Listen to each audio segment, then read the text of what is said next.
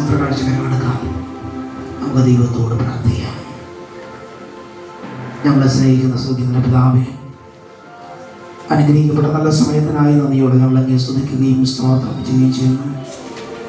പ്രിയപ്പെട്ട മകൾ ദൈവത്തെ ആരാധിക്കാൻ കടന്നു വന്നപ്പോൾ വെറുതെയായി കടന്നു വരാതെ അങ്ങയുടെ വേലയെ സ്നേഹിച്ചുകൊണ്ട് ചെയ്യുന്ന കാഴ്ചകൾ ദൈവം കാണുന്നതിനുണ്ട്. സ്തോത്രം.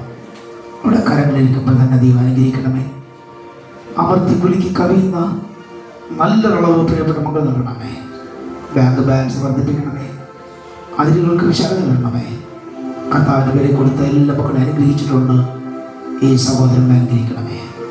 ജോലിയിലാകാൻ ശ്രമിക്കുന്ന മക്കൾക്ക് യോജന മാർഗം നൽകി ദൈവം സഹായിക്കണമേ. കരങ്ങളിരിക്കുമ്പോൾ അനുഗ്രഹിച്ചാൽ യേശുവിൻ നാമത്തിനെ ആമേൻ. ആമേൻ.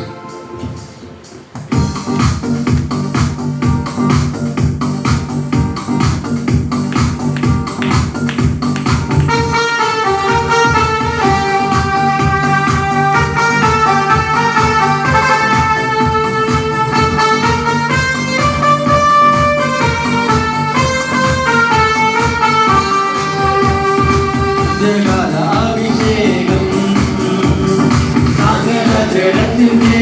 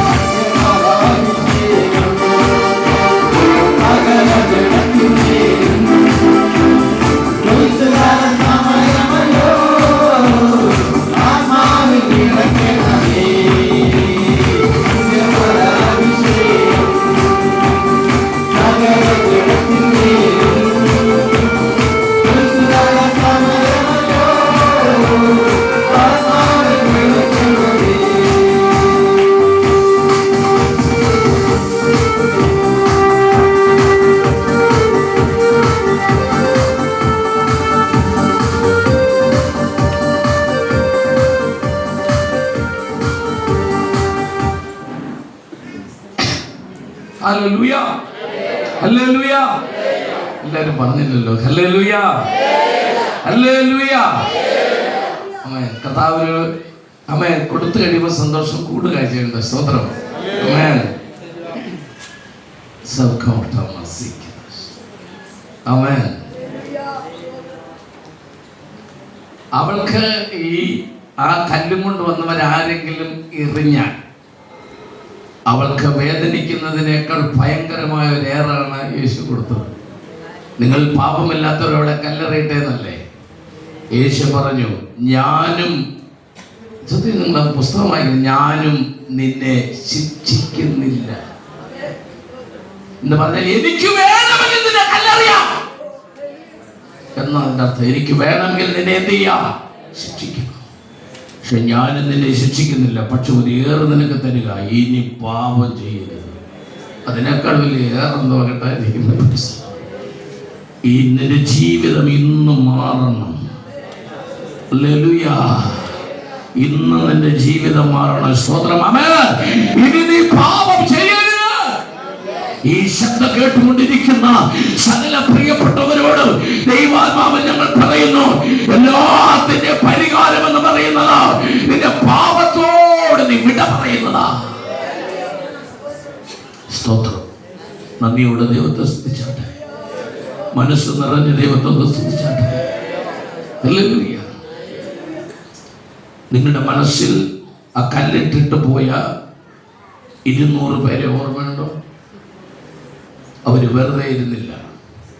അവരെ കയ്യിലിരുന്ന കല്ല് താഴെയിട്ടു. കല്ലുകൊണ്ടുള്ള ഏറ് നിർത്തി, വാക്കുകൊണ്ടുള്ള ഏറ് തുടങ്ങി.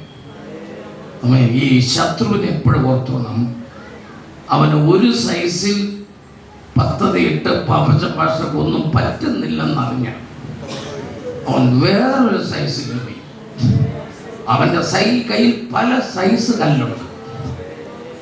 ആമേൻ. ഹല്ലേലൂയ. അവൻ അക്ഷരികമായ കല്ലുകൊണ്ട് എറിഞ്ഞ് മുറിവേൽക്കുന്നില്ലെന്ന് കണ്ടാൽ ആമേൻ. സ്തോത്രം. പണ്ടൊക്കെ ഉപദേശിമാരെ തല്ലുമായിരുന്നു ജോലി. പണ്ടൊക്കെ ഉപദേശിമാരെ തല്ലും, സഭാകൊണ്ട് തീ വെക്കും, അങ്ങനെയൊക്കെ ആയിരുന്നു. അവർ നിർത്തി. ഇപ്പൊ പരിപാടി ഉപദേശിമാരെ കുറിച്ച് യൂട്യൂബിനകത്ത് അനാവശ്യം പറയുക. മനസ്സിലാകുന്നുണ്ടോ? അപ്പൊ സ്റ്റൈലൊന്നും മാറ്റി. ഇപ്പൊ ഏറും തല്ലുമൊന്നുമില്ല. ഹല്ലേലൂയ. അപ്പോൾ വളരെ ശ്രദ്ധിച്ച് കേൾക്കേണ്ട കാര്യം, ഇപ്പോൾ ഈ 200 പേരെ കല്ലിട്ട് പോയവർ അവരുടെ സ്റ്റൈലൊന്ന് മാറ്റി.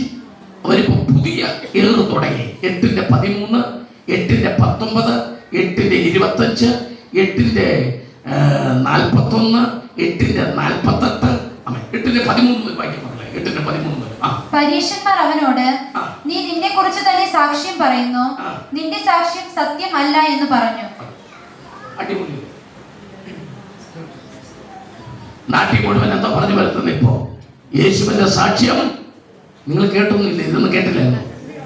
ശാസ്ത്രമൊന്നും പെടുത്തില്ല. അതുകൊണ്ട് ചോദിച്ചാൽ സ്വോത്രം പറയുന്നില്ലെന്ന് പിന്നെ പറയണ്ടല്ലോ. പ്രീശലോ. ഹല്ലേലൂയ. സ്തോത്രം. ആമേൻ. കർത്താവിനെ ഒന്ന് സ്തുതിക്കുക, ദൈവത്തെ ഒന്ന് മഹത്വപ്പെടുത്തുക എന്ന് പറഞ്ഞ് നമ്മളെ കൊണ്ട് ഒരാൾ ചെയ്യിക്കാനിട വരരുത്. കാരണം അത്രയ്ക്ക് ഉപകാരം ദൈവം നമുക്ക് ചെയ്തിട്ടുണ്ട്. സ്തോത്രം. ശത്രു വേറൊരു കളർഫുൾ ആയിട്ടുള്ള പരിപാടി തുടങ്ങിയിട്ടുണ്ട്. ആമേൻ. അവൻ ഇതുവരെ ചെയ്തുകൊണ്ടിരുന്ന പോലെ അല്ല. അവൻ നിന്നെ പരസ്യ സ്ഥലത്ത് വെച്ച് ആക്ഷേപിക്കാനാണ് അവന്റെ പ്ലാൻ. അവൻ അപവാദം പറയാനാണ് അവന്റെ പ്ലാൻ. അപമാനിക്കാനാണ് അവന്റെ പദ്ധതി. അവൻ ദൈവത്തിന്റെ പരിശുദ്ധാത്മാവ് ഇന്ന് രാത്രി വിളിച്ചു പറയാ, ഇതൊന്നും കണ്ട് നീ ഭയപ്പെടരുത്.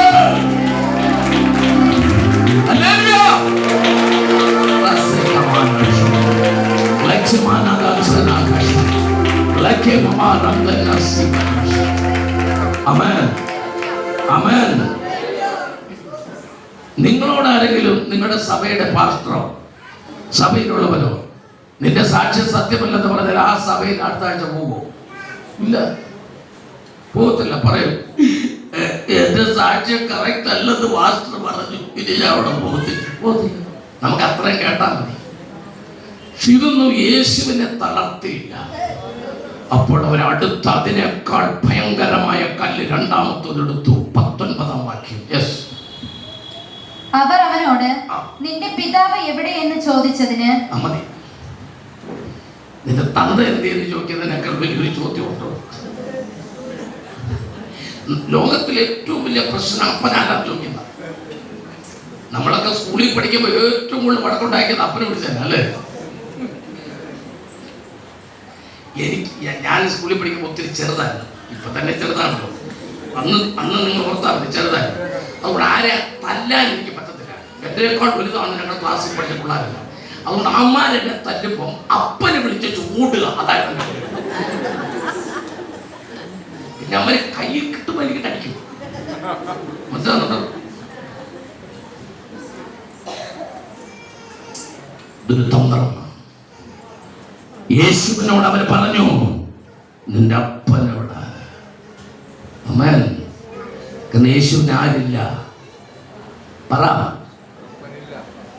നിങ്ങളും അങ്ങനെ തന്നെയാണ്. ഞാൻ വെറുതെ ഒന്ന് ചോദിച്ചതാ, കൊള്ളാല്ല. പിന്നെ അവരെ കുറ്റം പറഞ്ഞ വല്ല കാര്യമുണ്ടോ?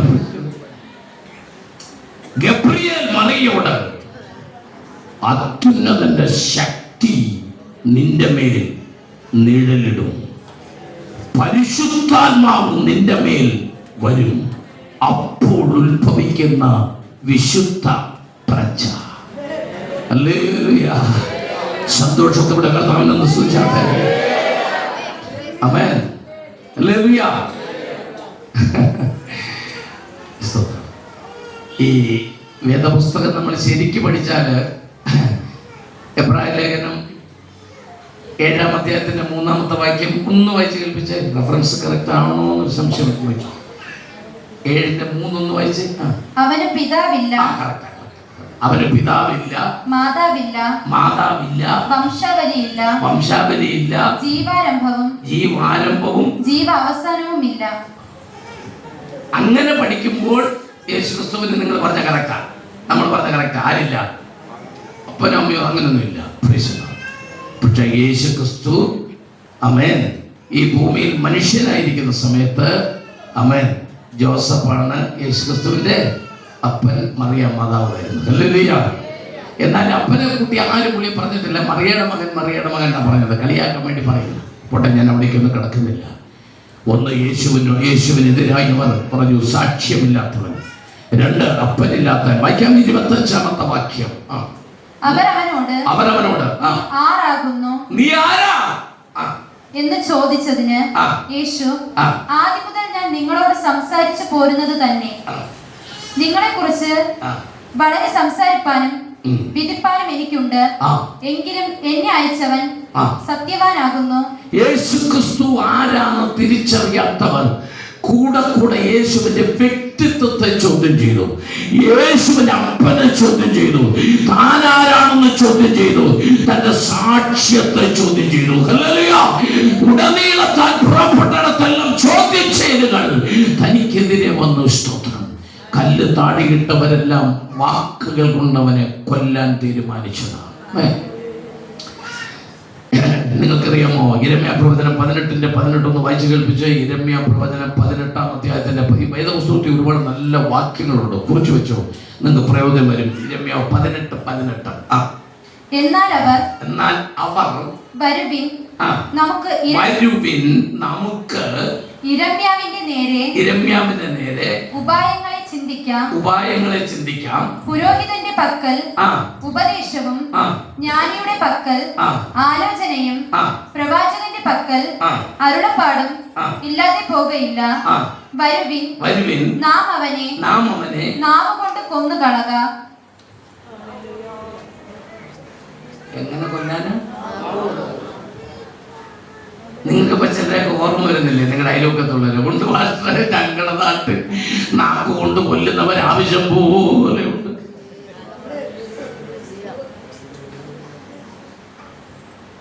ഓ, എന്നാ വാക്യമാണെന്നറിയോ? മറക്കല്ലേ, എഴുതി വെച്ചു. നമുക്കവരെ നാക്കുകൊണ്ട് കൊല്ലാം. യേശുവിനെതിരെ കൊണ്ടുവന്ന കല്ലുകൾ താഴെയിട്ടവർ. എന്നിട്ട് അവർ തീരുമാനിച്ചു, നാക്കുകൊണ്ട് കൊല്ലാൻ ഞങ്ങൾക്കറിയാം, വാക്കുകൊണ്ട് കൊല്ലാൻ ഞങ്ങൾക്കറിയാം.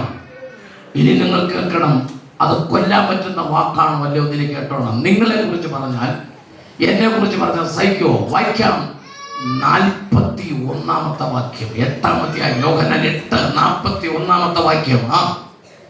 നിങ്ങളുടെ പിതാവിന്റെ പ്രവൃത്തികളെ നിങ്ങൾ ചെയ്യുന്നു എന്ന് പറഞ്ഞു. അവർ അവനോട് ഞങ്ങൾ പരസംഗത്താൽ ജനിച്ചവരല്ല. ഞങ്ങൾ എങ്ങനെ ജനിച്ചവരല്ല? പരസംഗത്താൽ ജനിച്ചവർ അല്ല. തമിഴ് ബൈബിളിൽ വളരെ ക്ലീൻ ആയിട്ടുണ്ട്, പക്ഷെ അത് മൈക്കിൽ പറയാൻ പാടില്ല. യോവാൻ എഴുതുന്ന സുവിശേഷം 8ാം അധികാരം 41. തമിഴില് ഭയങ്കരമായി എഴുതിയിരിക്കുന്നത്. எழுதுன்னு வாசமா, கொஞ்சம் சத்தமா வாசமா, எழுதுன்னு வாசமா. நீங்கள் பிதாவின் கிரியைகளை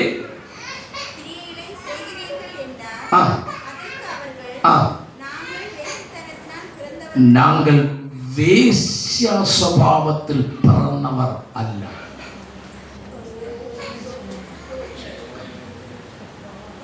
തമിഴിലാണ്. എനിക്കത് വിശദീകരിക്കുന്ന ആ വാക്ക് തന്നെ എനിക്ക് ഇഷ്ടമല്ല, അതുകൊണ്ട് ഞാനത് രണ്ടാമത് ഉപയോഗിക്കുന്നില്ല. തമിഴിൽ ഞാൻ പ്രസംഗിക്കുന്നതുകൊണ്ട് ആ വാക്ക് എനിക്കറിയാം.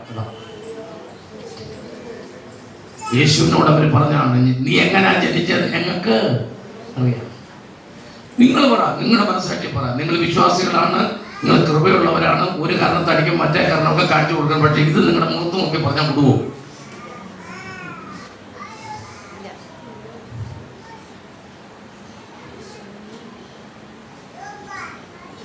നമ്മുടെ സ്ത്രീകളെല്ലാം പറയുന്ന വാക്കുണ്ട്, എനിക്ക് യേശുവിൻ്റെ അമ്മ മറിയെ പോലെ ആകണം.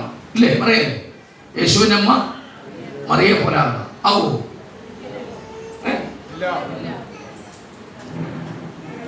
ഗബ്രിയേലോന്ന് പറയണം, എന്നാലും അറിയാം. ഗബ്രിയേലിനോട് നിങ്ങൾ പറയുന്നതിൽ മറുപടിയുണ്ട്. അത് ഒഴികെ വേറെ എന്തും സമ്മതിക്കാം.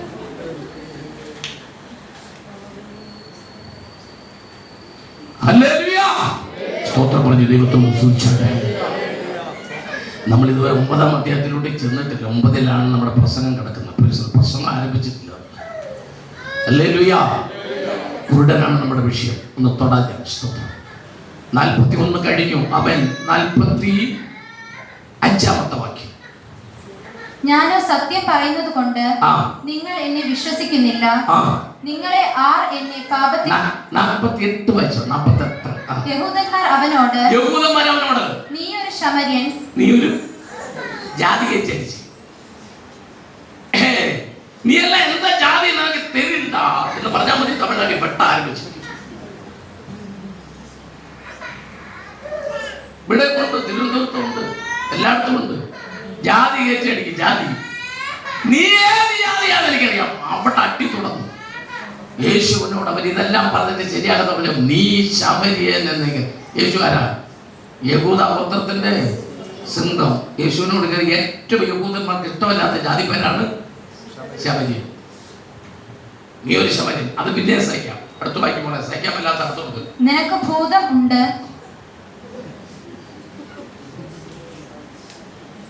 നിനക്ക് കൃപയുണ്ടെന്നല്ല, ഈ നാവ് കൊണ്ട് കൊല്ലാം എന്ന് ഞാൻ വായിച്ചു കഴിഞ്ഞിട്ട് 2-3 വാക്യം വായിച്ചതിനുണ്ട്. അതായത് ചിലതൊക്കെ നമുക്ക് സഹിക്കാം, ആരെങ്കിലും പറഞ്ഞ അല്ലേ. ഈ ശാപം നമുക്ക് കേൾക്കൂ, ബ്രദറെ ശാപം കേൾക്കൂ, ആരെങ്കിലും നമ്മളെ ശപിച്ച കേൾക്കൂ, ഉറപ്പല്ലേ?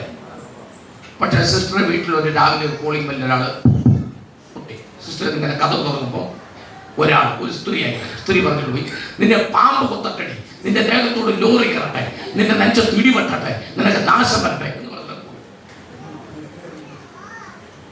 അത് കേൾക്കൂ? ഇല്ലല്ലോ.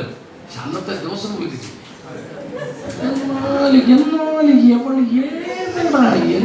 വീട്ടിൽ വന്ന അതൊന്നും കേൾക്കത്തില്ല. ശരിയാ. എന്നാൽ നമ്മുടെ ഒരു ദിവസം കളയാൻ നമ്മൾ മതി, നമ്മുടെ സന്തോഷങ്ങളെ.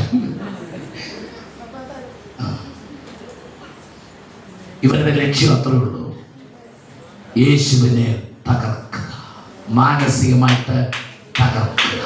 നിങ്ങൾ ശ്രദ്ധിച്ചേ, ഇവര് പറഞ്ഞു തീർന്നു കഴിഞ്ഞപ്പോൾ ഇവർക്ക് പറയാൻ ഇനി ഒന്നുമില്ല. ഇനി എന്നാ പറയാനാ? നീ ജനിച്ചത് എങ്ങനെയാ, അപ്പനാ എല്ലാം പറഞ്ഞില്ലേ, പറഞ്ഞു തീർന്നു.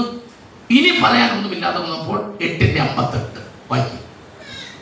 യേശു അവരോട്, ആമേൻ ആമേൻ, ഞാൻ നിങ്ങളോട് പറയുന്നു, അബ്രഹാം ജനിച്ചതിനു മുമ്പേ ഞാൻ ഉണ്ട് എന്ന് പറഞ്ഞു.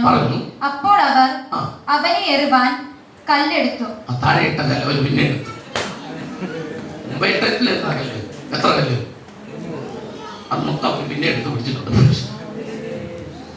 ആ കല്ലവര് വീണ്ടും എടുത്തു. അവരിട്ടിരുന്ന കല്ലെടുത്തു.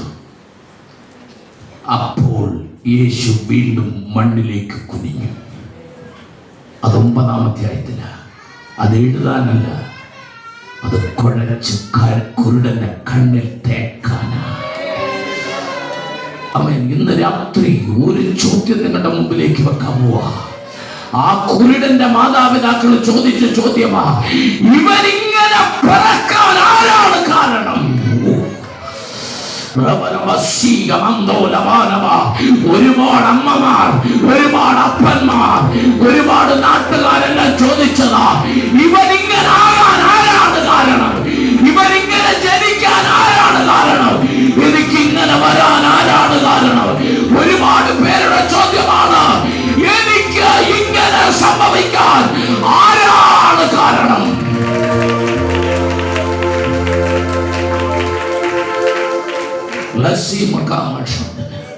പെന്തക്കോസ്തിലാണെങ്കിലും ബൈബിള് നല്ല വിശ്വാസമുണ്ടെങ്കിലും ആമേൻ, ഇപ്പോഴും ചെറിയ ചെറിയ അന്ധവിശ്വാസങ്ങളുള്ളവർ നമ്മുടെ ഇടയിലുണ്ട്.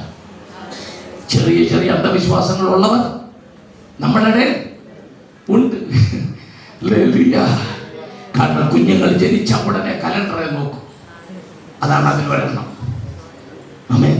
അത്തം ചിത്ര ചോദ്യ വിശാഖ മനിഴ കേട്ടാൽ മൂലം പൂരാട ഉത്രാടം അവിട്ടം ചതയം പൂരിട്ടാൽ ഉത്രട്ടാതി രേവതി പരണി കാർത്തി. മകത്തിൽ മങ്ക പറക്കണം, ആയില്യത്തിൽ കാള പറക്കണം, പൂരിട്ടാതി പുരുഷൻ പറക്കണം. പൂരാടത്ത് ജനിച്ചാൽ അപ്പന്റെ തലയെ കൊണ്ടുപോകും. തിരുവാതിരയിൽ അമ്മയെ തിരുവാതിര കളിപ്പിക്കുമ്പോൾ പൂരാടമാണെങ്കിൽ പ്രശ്നം. തൃക്കേട്ട കോട്ട വിളിക്കും, ചതയം ചതച്ചു കൊല്ലും. ആമേൻ. നാളെ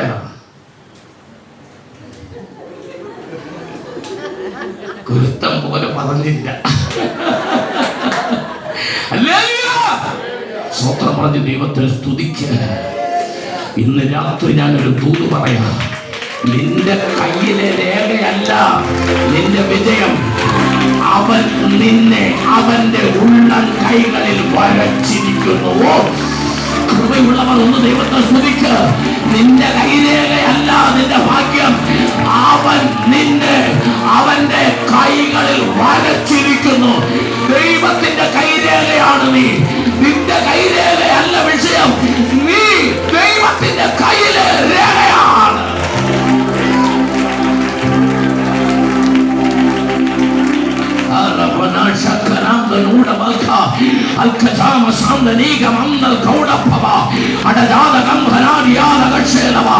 ഇന്ന് രാത്രി നിന്റെ ചോദ്യത്തിന്റെ മറുപടി, ആരാണ് ഇങ്ങനെയൊക്കെ ഞാൻ ആകാൻ കാരണം? എനിക്കിങ്ങനെ വരാൻ കാരണമെന്താ? മന്ത്രവാദമാണോ? ആരെങ്കിലും എനിക്ക് ദോഷം ചെയ്തതാണോ? ആരെങ്കിലും എനിക്കെതിരായിട്ട് എന്തെങ്കിലും ചെയ്തതാണോ? ഇന്ന് രാത്രി ദൈവം നമ്മളെ ഒന്നുമല്ല. നീ ഭാരപ്പെടണ്ട. ദൈവത്തിന് നിന്നെ കുറിച്ചൊരു പ്ലാനുണ്ട്. ദൈവത്തിന് നിന്നെ കുറിച്ചൊരു ഉദ്ദേശമുണ്ട്.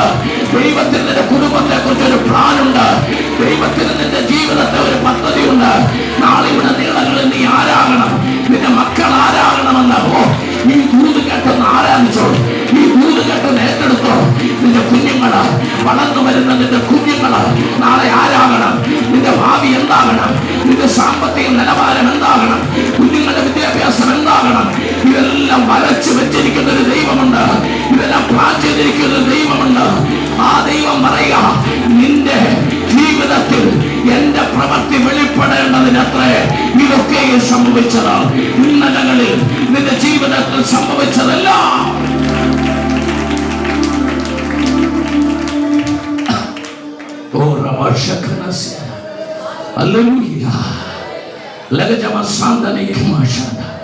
സന്തോഷത്തോടെ കർത്താവിനെ സ്തുതിക്കുക. ദൈവത്തിന് അസാധ്യമായിട്ടൊന്നുമില്ല. തമ്പുരാൻ സകലവും നന്നായി ചെയ്യുന്ന ദൈവമാണ്. Hallelujah, hallelujah, hallelujah. നിങ്ങൾ പ്രാർത്ഥിക്കുന്നവരാണോ? നിങ്ങൾ കർത്താവിൽ വിശ്വസിക്കുന്നവരാണോ? നിങ്ങൾക്ക് വേണ്ടി ഏത് പ്രതിബന്ധങ്ങളെയും മാറ്റാൻ ദൈവത്തിന് കഴിയുമെന്ന് വിശ്വസിക്കുന്നോ? നിങ്ങൾക്കറിയാമോ, 1900, അതായത് 19-20 നൂറ്റാണ്ടിൽ റഷ്യയിലേക്ക് ബൈബിള് കൊണ്ടുപോകാൻ പാടില്ല. അങ്ങനെ കർശന നിയമം. അങ്ങനെ ബൈബിള് കൊണ്ടുപോയി പിടിക്കപ്പെട്ടാൽ വധശിക്ഷ വരെ ലഭിക്കാവുന്ന കാലത്ത് ഫിൻലാൻഡിൽ നിന്ന് 2 പെൺകുട്ടികൾ, ക്ലിയറോഡ, മെറീന എന്ന് പറയുന്ന 2 പെൺകുട്ടികൾ അവരുടെ കാറ് നിറച്ച് ബൈബിളുമായി റഷ്യക്ക് പുറപ്പെടാൻ ദൈവം പറഞ്ഞു. കാറ് നിറച്ച് ബൈബിളുമായിട്ട് പുറപ്പെടാൻ ദൈവം പറഞ്ഞു. പക്ഷെ നിയമം പറഞ്ഞിട്ടുണ്ട്, റഷ്യയിലേക്ക് ബൈബിൾ കൊണ്ടുപോകാൻ പാടില്ല. ഫിൻലാൻഡിന്റെയും റഷ്യയുടെയും അതിർത്തി. റഷ്യൻ പോലീസ് യൂണിഫോം ഇട്ട് തോക്കുധാരികളായിട്ട് ഇങ്ങനെ നടക്കുന്നു. ഓരോ കാറുകളായിട്ട് ഗേറ്റ് കടന്ന് പാസ്പോർട്ട് ചെക്ക് ചെയ്ത്, അപ്പോൾ പട്ടാളക്കാർ വാഹനം മുഴുവൻ ചെക്ക് ചെയ്ത് ആൾക്കാരെ കടത്തിവിടുന്നു. ആ രംഗം നിങ്ങളിത് വിഷ്വലൈസ് ചെയ്യണം. കേട്ടുകൊണ്ടിരിക്കുന്നത് മനസ്സിലൊന്ന് കാണണം. ആ രംഗം നമുക്ക് പരിചയമില്ലാത്ത മറ്റൊരു രാജ്യത്തെ പോലീസ് നിൽക്കുകയാണ്, 2 പെൺകുട്ടികൾ മാത്രം. പക്ഷെ അവർക്ക് പേടിയില്ല. എന്താ കാര്യം? ദൈവം പറഞ്ഞിട്ടാണ് ബൈബിൾ കൊണ്ടുവന്നിരിക്കുന്നത്. അങ്ങനെ കാറുകൾ ഇങ്ങനെ കടന്നു പോകുമ്പോൾ ഇവരുടെ കാറെത്തി. ഇനി അടുത്തവരുടെ കാറാണ്. അപ്പോൾ ചെക്ക് പോസ്റ്റിൽ നിന്ന് ഒരു പോലീസുകാരൻ വേഗത്തിൽ വന്നിട്ട് ഇവിടെ നിൽക്കുന്ന പോലീസുകാരന്റെ ചെവിയിൽ എന്തോ പറഞ്ഞപ്പോൾ ഈ പോലീസുകാരൻ ഈ കാറിലിരിക്കുന്നവരോട് ഇംഗ്ലീഷിൽ പറഞ്ഞു, നിന്റെ കാറ് ചെക്ക് പോസ്റ്റിന് അപ്പുറത്ത് കൊണ്ടുപോയി ഒന്ന് മാറ്റിയിടാൻ പറഞ്ഞു. അങ്ങനെ ചെക്ക് പോസ്റ്റിന് അപ്പുറത്ത് കൊണ്ടുപോയി കാറ് മാറ്റിയിട്ടു. ചെക്ക് ചെയ്തിട്ടില്ല. ഇവർക്കൊന്നും മനസ്സിലായില്ല. 4 ഉയർന്ന പോലീസ് ഉദ്യോഗസ്ഥന്മാർ ഈ കാറിനടുത്തേക്ക് നടന്നു വന്നു. 3 സ്റ്റാറും ഒക്കെ ഉള്ളവർ വളർന്നു വന്നിട്ട് പറഞ്ഞു, കൺഗ്രാറ്റുലേഷൻസ്. ഈ 2 പെൺപിള്ളേരോട് അവർ പറയാണ്, കൺഗ്രാറ്റുലേഷൻസ്. ഈ ചെക്ക് പോസ്റ്റ് വഴി കടന്നു പോകുന്ന ഒരു വർഷത്തിൽ ഒരിക്കൽ 1,00,000 വണ്ടികൾ കടന്നു പോകുമ്പോൾ 1,00,000 തികയുന്ന വണ്ടി, 1,00,000 എന്ന് പറയുന്ന തികയുന്ന വണ്ടിക്ക് ഒരു അവാർഡ് കൊടുക്കാറുണ്ട്. ആ വണ്ടി നിന്റെ വണ്ടിയാണ്. ആ വണ്ടി നിന്റെ വണ്ടിയാ. കർത്തർ ചൊല്ലി നീ ഒരു കാര്യം ആരംഭിച്ച അത് നിറവേറ്റുകിற ഒരു ദേവൻ. ആ വണ്ടി നിന്റെ വണ്ടിയാണെന്ന്. നിന്റെ വണ്ടി അവൻ വെറുതെ കടത്തിവിടുക. അവാർഡോടുകൂടി ബൈബിള് പോകാക്കിറക്ക്. റഷ്യക്ക് ഒരു വണ്ടി ബൈബിള് പോവാ.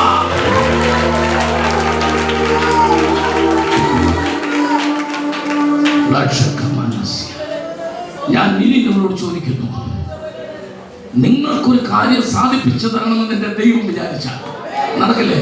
മക്കളെ, നടക്കില്ലേ? നടക്കും. ഏത് പ്രതിബന്ധമുണ്ടെങ്കിലും, എന്ത് പ്രതിബന്ധമുണ്ടെങ്കിലും നിങ്ങൾക്കൊരു ബിസിനസ് തുറക്കണം. നമ്മൾ നോക്കിയ വഴിയൊന്നുമില്ല, നിയമമെല്ലാം എതിരാ. പക്ഷെ ദൈവം വിചാരിച്ചാൽ നടക്കില്ലേ? നടക്കും. ദൈവം വിചാരിച്ചാൽ നടക്കും. നിങ്ങളുടെ കുഞ്ഞുങ്ങൾക്ക് യൂണിവേഴ്സിറ്റിയിൽ അഡ്മിഷൻ വേണം, ഒരു MBBS അഡ്മിഷൻ വേണം, അല്ലെങ്കിൽ നേഴ്സിംഗിന് അഡ്മിഷൻ വേണം. നിയമപരമായിട്ട് വാതിൽ തുറക്കില്ല. അതിനുള്ള പൈസ നിങ്ങളുടെ കയ്യിലില്ല. ഞാൻ ചോദിക്കുന്നു, ദൈവം വിചാരിച്ചാൽ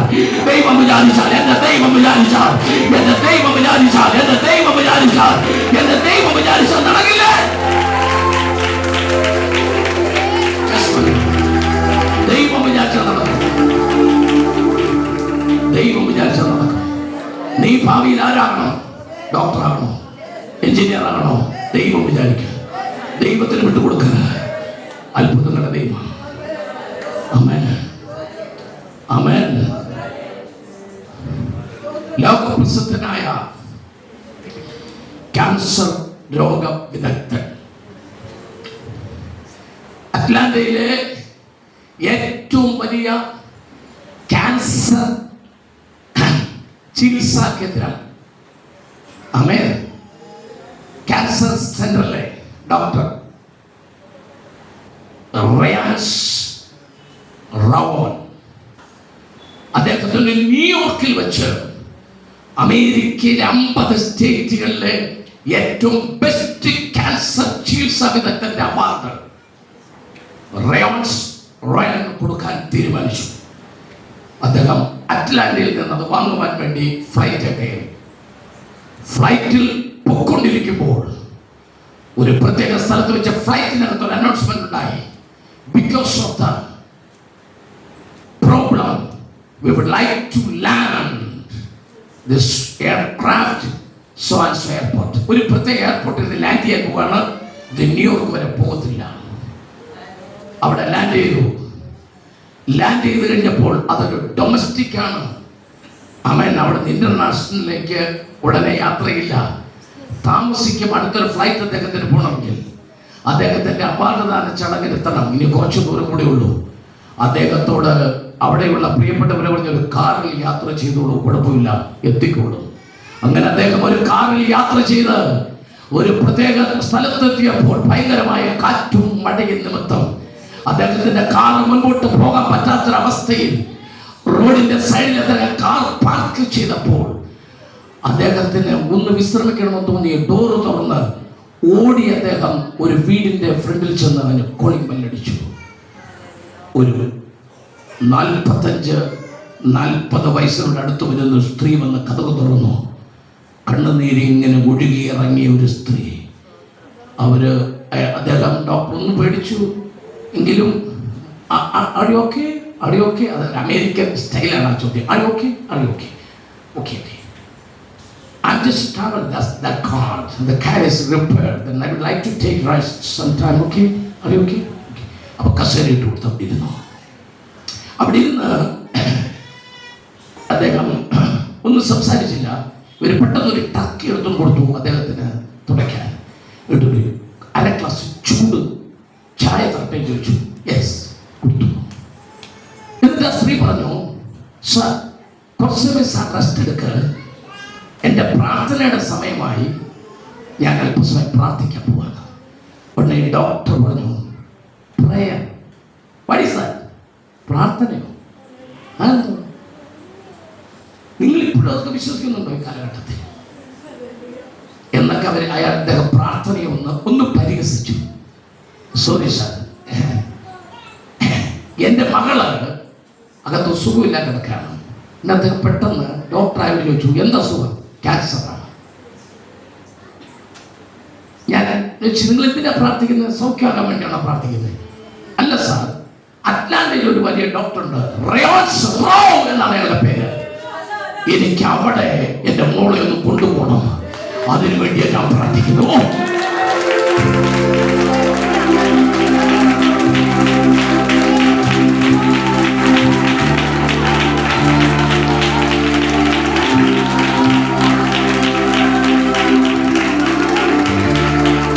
ഈ വന്നിരിക്കുന്നത് റയാൻ ശ്രാവൺ ആണ്.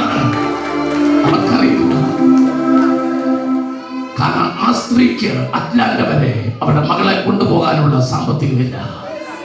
പക്ഷെ ദൈവത്തിന് റയാൻ ശ്രാവണിനെ ഇവിടെ കൊണ്ടുവരാനുള്ള സാമ്പത്തികമുണ്ട്.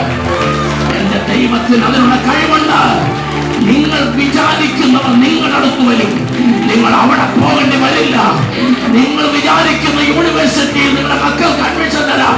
എന്റെ ദൈവത്തിന് കഴിയും. എന്റെ ദൈവം അത്ഭുതങ്ങളുടെ ദൈവമാണ്.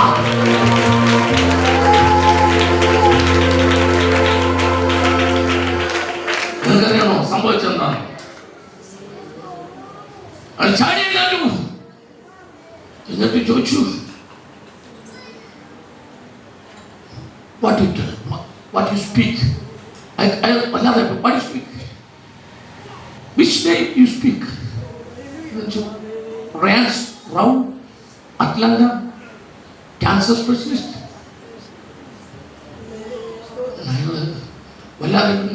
Yes. Rance Rao.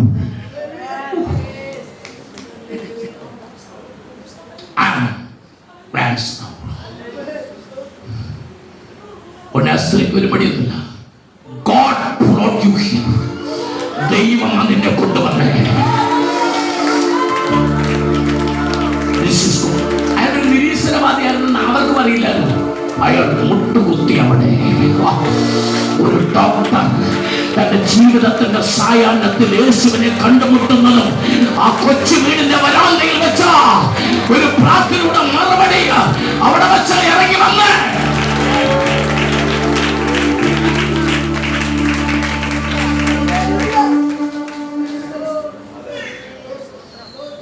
ഞാൻ വിശ്വസിക്കുന്നു. നിങ്ങൾ വിശ്വസിച്ചാലുമില്ലെങ്കിലും നിങ്ങൾ ചോദിക്കുന്നതിലും നനയ്ക്കുന്നതിലും അത്യന്തപരമായി നിങ്ങൾക്ക് വേണ്ടി തരാൻ എൻ്റെ ദൈവത്തിന് കുരുടനെ കുറിച്ച് ഒത്തിരി ഒന്നും ഞാൻ പറയുന്നില്ല. ഒരു ചെറിയ കാര്യം പറഞ്ഞിട്ട് കുരുടനെ വിഷയം വിട്ടിട്ട് പ്രാർത്ഥിക്കാൻ പോവാം. യേശു നിലത്ത് തുപ്പിയിരിക്കുക. യേശു കൈ കൊണ്ട് ആ മണ്ണിങ്ങനെ കുഴച്ചു. ഇതിനു മുമ്പ് ഒരിക്കൽ സർവശക്തനായ ദൈവം മണ്ണ് കുഴച്ചിട്ടുണ്ട്. അതെപ്പോഴാ? ആദാമിനെ സൃഷ്ടിക്കാൻ. വേദപുസ്തകത്തിൽ യേശു ദൈവം രണ്ടാമത് മണ്ണ് കുഴച്ചത് എവിടെയാ? എൻ്റെ ഒരു ചോദ്യം, കൊച്ചുപ്രായത്തിൽ നിങ്ങൾ കളിക്കാൻ മുറ്റത്ത് പോകുമ്പോൾ അമ്മ എന്താ പറഞ്ഞേ? മക്കളെ, കണ്ണിനകത്ത് മണ്ണ് വീഴാതെ സൂക്ഷിക്കും പറഞ്ഞില്ലേ? കണ്ണിന് എന്ത് പറ്റും? മണ്ണ് കണ്ണിനകത്ത് വീണ കണ്ണിന് എന്ത് പറ്റും? കേടാവും, കേടുവരും. ഡോക്ടർ കണ്ണാടി സ്പെക്സ് തന്നിട്ട് ഒരു തുണി തന്നു. പറഞ്ഞ് ഇടയ്ക്കിടയ്ക്ക് ഒന്ന് തുടയ്ക്കണം, കാരണം ഡസ്റ്റ് ഉണ്ടാകും. ഡസ്റ്റ് കണ്ണിനകത്ത് വീണ അത് സയൻസ് പറഞ്ഞതാ, അമ്മ പറഞ്ഞതല്ല, സയൻസ് പറഞ്ഞതാ. പക്ഷെ ദൈവം പറഞ്ഞു, ആ മണ്ണ് നിന്റെ കണ്ണിൽ വെച്ച് ഞാൻ കണ്ണുണ്ടാക്കും. ദൈവത്തിന്റെ അത്ഭുതത്തിന്റെ അകത്തൊരു അത്ഭുതമുണ്ട്. അതാ ഞാൻ ആദ്യം പറഞ്ഞത്. യേശു ഒരു കുരുടന് കാഴ്ച കൊടുത്തു എന്നുള്ളതല്ല അത്ഭുതം. അവൻ നമ്മൾ കേടാണെന്ന് പറഞ്ഞത്, കൊള്ളത്തില്ലെന്ന് പറഞ്ഞത്, നമ്മുടെ കണ്ണ് നശിപ്പിക്കുമെന്ന് പറഞ്ഞത്, സയൻസ് പറഞ്ഞത്, എന്റെ അമ്മ പറഞ്ഞത്, അത് മുഴുവൻ തമ്പുരാൻ പൊളിച്ച് ആ മണ്ണുകൊണ്ട് എനിക്ക് കണ്ണുണ്ടാക്കി തന്നൊരു ദൈവത്തെ ഒന്ന് സന്തോഷമായിട്ട് ഇത് കേട്ടിട്ട് കൈയടിക്കാതെ ആരാധിക്കാതെ എങ്ങനെ ഇരിക്കുന്നെന്ന് എനിക്ക് മനസ്സിലാകാത്ത ഇത് കേട്ടാലാ.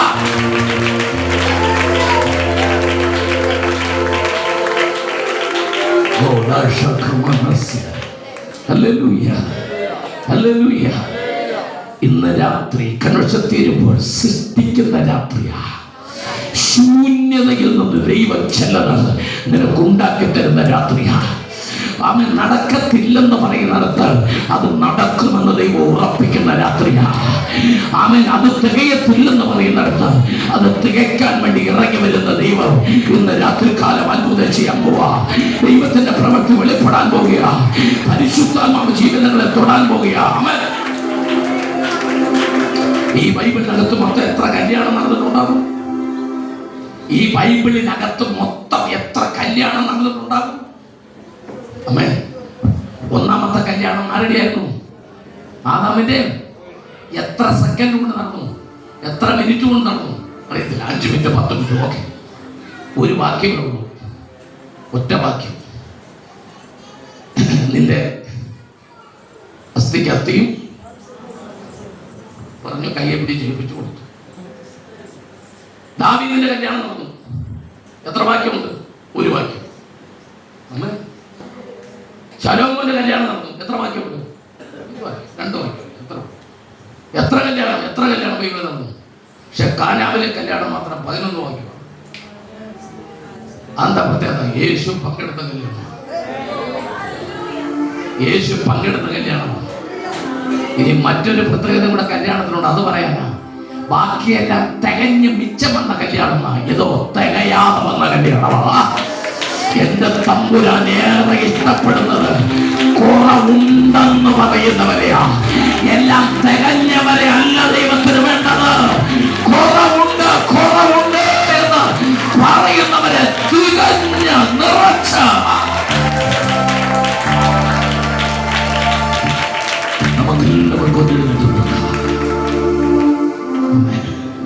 നിങ്ങൾ പറയണം ദൈവത്തോട്. നിങ്ങൾക്ക് വേണ്ടി ഞാനല്ല പറയേണ്ടത്. മധ്യസ്ഥ പ്രാർത്ഥന എനിക്ക് വിശ്വാസമുണ്ട്, ഞാൻ പ്രാർത്ഥിക്കും, അതൊക്കെ ശരിയാ. പക്ഷെ നിങ്ങൾ പറയണം, ദൈവമേ എനിക്ക് ഇന്നത് വേണം, എനിക്ക് ഇന്ന ആവശ്യമുണ്ട്. ഇറങ്ങി വരുന്നൊരു ദൈവ സാന്നിധ്യം എന്ന രാത്രി നമ്മുടെ മധ്യത്തിലുണ്ട്. എല്ലാവരും മാത്രമൊക്കെ നിൽക്കുന്നവർ കേൾക്കുകയോ കേൾക്കാതിരിക്കുകയോ ചെയ്യട്ടെ. അവൻ നിങ്ങൾ പറഞ്ഞ ദൈവത്തോട് എൻ്റെ കുഞ്ഞുങ്ങൾക്ക് വേണ്ടി പ്രാർത്ഥിക്കുന്നു, എൻ്റെ മക്കൾക്ക് വേണ്ടി, എൻ്റെ കുടുംബത്തിനും, എൻ്റെ സാമ്പത്തിക വരുമാനത്തിന് വേണ്ടി, എൻ്റെ ആത്മീയ ജീവിതത്തിന് വേണ്ടി, എൻ്റെ ആരാധനയ്ക്ക് വേണ്ടി. അല്ലെങ്കിൽ എനിക്കൊരു വീട് വേണം ദൈവമേ, എനിക്കൊരു വാഹനം ആവശ്യമുണ്ട്, എൻ്റെ മക്കൾക്ക് അഡ്മിഷൻ ആവശ്യമുണ്ട്. കുഞ്ഞുങ്ങൾ പ്രാർത്ഥിക്കുക, പരീക്ഷ വരുന്ന കർത്താവ് ബുദ്ധി വേണം, ജ്ഞാനം വേണം, അറിവ് വേണം. എല്ലാ വിഷയങ്ങളും പ്രാർത്ഥിച്ചോട്ടെ. മറുപടി തരുന്നൊരു തമ്പുരാൻ, മറുപടി തരുന്നൊരു ദൈവം, അത്ഭുതങ്ങൾ ചെയ്യുന്ന ദൈവം, അവൻ കുറവുകളെല്ലാം നിറവാക്കി മാറ്റുന്നൊരു ദൈവത്തിന്റെ കരങ്ങളിലേക്ക് എല്ലാവരും അത് ഏൽപ്പിച്ചു കൊടുത്ത്, എല്ലാവരും അത് ഏൽപ്പിച്ചു കൊടുത്താണ്. പരിശുദ്ധനായ ഞങ്ങളുടെ ദൈവമേ, സ്വർഗ്ഗീയ നല്ല പിതാവേ, നിന്റെ മക്കൾ പ്രാർത്ഥിച്ചത് തമ്പുരാൻ കേട്ടതിനാൽ സ്തോത്രം. ആകാശങ്ങളെ കീറി മുറിച്ചു പുകയുന്ന പർവ്വതങ്ങളെ തൊടുന്ന ദൈവത്തിന്റെ അത്ഭുത കരം ഇന്ന് രാത്രി നിന്റെ മക്കളുടെ മേൽ ഇറങ്ങി വരണം. അവരുടെ വിഷയത്തിന്റെ മേൽ ദൈവത്തിന്റെ കരം ഇറങ്ങി വരട്ടെ. ഒരു ദൈവപ്രവൃത്തി അതിന്മേൽ വെളിപ്പെടട്ടെ. ഈ കൺവെൻഷൻ കഴിയുമ്പോൾ സഭയിലെ മുഴുവൻ പ്രിയപ്പെട്ടവരും പറയണം, ഞങ്ങൾക്കൊരു സാക്ഷ്യമുണ്ട്, ഞങ്ങൾക്കൊരു സാക്ഷ്യമുണ്ട്. ഞങ്ങളുടെ ദൈവം ഞങ്ങൾക്ക് വേണ്ടി പ്രവർത്തിച്ചു. ആമേൻ. കേടാകുമെന്ന് പറയുന്ന മണ്ണുകൊണ്ട് കണ്ണിന്റെ കേട് മാറ്റിയ ദൈവം, കണ്ണുണ്ടാക്കിയ ദൈവം. ഓ ഹല്ലേലൂയ.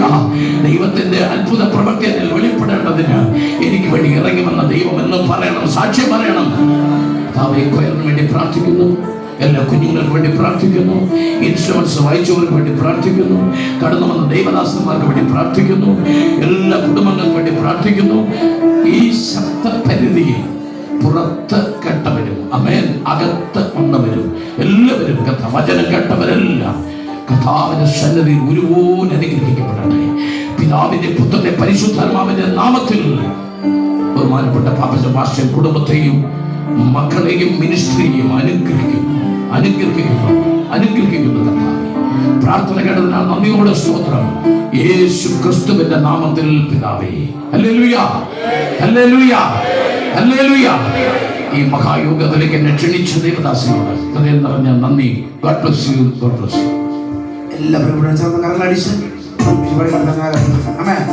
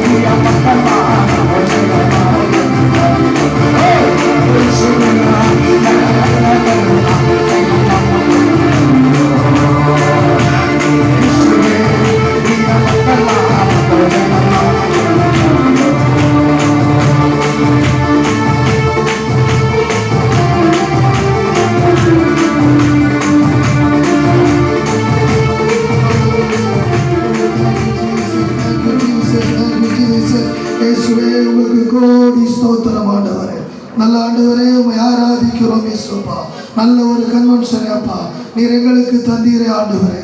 வேத வசனங்களை அப்பா நீர் செய்த அற்புதங்களை வித்தியாசமான முறையில் நாங்கள் கேட்டோமே அப்பா. கேட்டு அப்படியே விட்டு விடாமல் ஒவ்வொருவரும் ஆண்டவரே கேட்ட வேத வசனங்கள் உள்ளத்தின் ஆழத்தில் பதியும்படி செய்யப்பா. வேத வசனத்தை எங்களுக்காய் நீர் கொடுத்தீரே ஆண்டவரே. ஊழியக்காரருக்காய் ஜெபிக்கிறேன். இன்னும் அதிகமாய் ஊழியக்காரரை பல தேசங்களில் எடுத்து பயன்படுத்தும் அப்பா. நீர் அப்படி செய்கிற கிருபைக்காய் ஸ்தோத்திரம். தாழ்த்தி உம்முடைய கரத்தில் தருகிறேன். இயேசுவின் நாமத்தில் ஜெபிக்கிறேன். ஜெபங்களும் ஜீவனுள்ள நல்ல தந்தையாம் பிதாவே, ആമേൻ. പരിശുദ്ധാത്മാവിൻ്റെ ആശ്വസിപ്പിക്കുന്ന കൂട്ടായ്മയിൽ നാം ഇവരോടും ഇതുവരേക്കുണ്ടായിരിക്കുമാറാകട്ടെ. ആമേൻ. അനുഗ്രഹത്തോടെ